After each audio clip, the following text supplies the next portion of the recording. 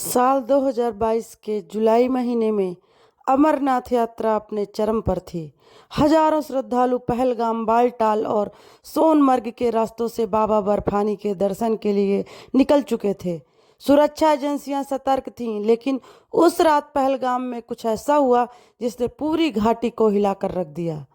9 जुलाई 2022 रात के करीब 8:15 बजे पहलगाम के पास एक बस जो श्रद्धालुओं को लेकर जा रही थी, उस पर आतंकियों ने अंधाधुंध फायरिंग शुरू कर दी। बस में बच्चे, महिलाएं, बुजुर्ग सब मौजूद थे।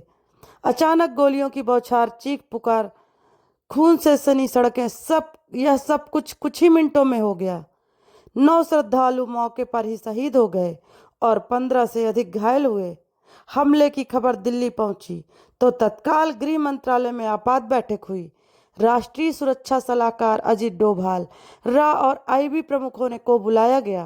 प्रधानमंत्री नरेंद्र मोदी ने कड़ा संदेश दिया, जवाब अब शब्दों में नहीं, कार्रवाई में होगा। जम्मू कश्मीर पुलिस, एनआईए और सेना के को संयुक्त जांच सौंपी गई।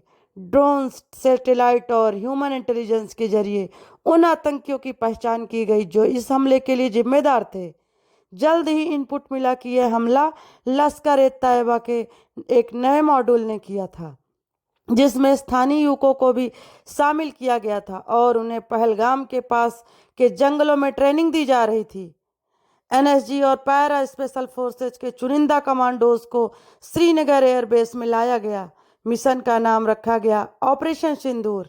ये नाम इसलिए चुना गया क्योंकि हमला अमरनाथ के श्रद्धालुओं पर हुआ था और सिंदूर उस संस्कृति का प्रतीक है जिसे आतंकियों ने ललकारा था। इस ऑपरेशन की अगुवाई कर रहे थे कर्नल समर प्रताप सिंह, जिन्होंने उरी और पुलवामा के बाद भी कई अहम ऑपरेशन को अंजाम दिया था। उनके साथ थे मेजर अबीर चौधरी, कैप्टन निखिल महाजन और स्थानीय पुलिस कमिश्नर के अधिकारी शाहिद रजा। 17 जुलाई की रात को 4 टीमों ने अलग अलग दिशाओं से पहलगाम के घने जंगलों में प्रवेश किया। तापमान 2 डिग्री, चारों तरफ घना अंधेरा और हर तरफ से गोलियों की आशंका, लेकिन भारतीय जवान तैयार थे। रात के 2:40 पर मुठभेड़ हुई। आतंकियों के 2 ठिकानों को घेर लिया गया। 20 मिनट की भीषण गोलाबारी में 3 आतंकी मारे गए, लेकिन ऑपरेशन अभी खत्म नहीं हुआ था।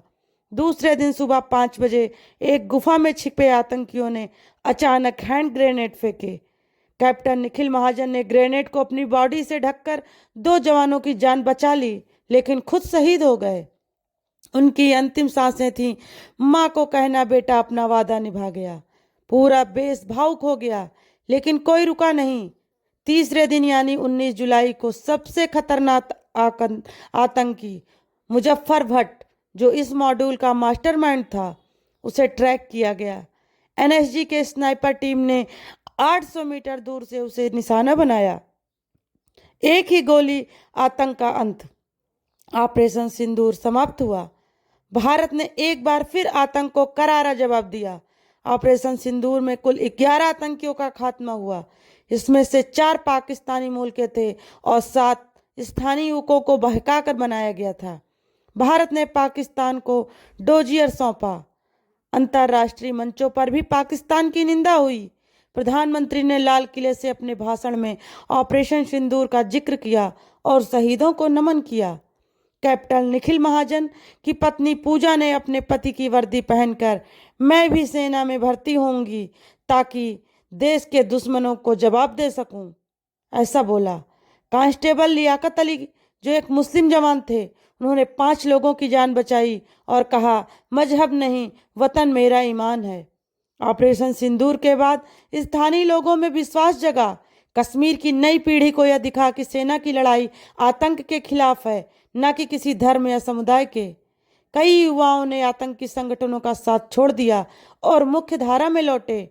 ऑपरेशन सिंदूर को सेना के सबसे सटीक और सीमित समय में सफल ऑपरेशन के रूप में दर्ज किया गया। इससे न सिर्फ घाटी में शांति का संदेश गया, बल्कि दुनिया भर को यह भी संदेश मिला, भारत सहन नहीं करता, जवाब देता है। यदि आप को ये कहानी, ये रियल स्टोरी, ये कहानी नहीं है, ये रियल स्टोरी अपने देश की वीरता की कहानी अच्छी लगी हो तो हमारी इसको लाइक करिएगा और शेयर करिएगा, और चैनल पर नए हो तो चैनल को सब्सक्राइब करिएगा। फिर मिलते हैं दोस्तों आपसे एक नई कहानी के साथ। तब तक के लिए दोस्तों जय हिंद। भारत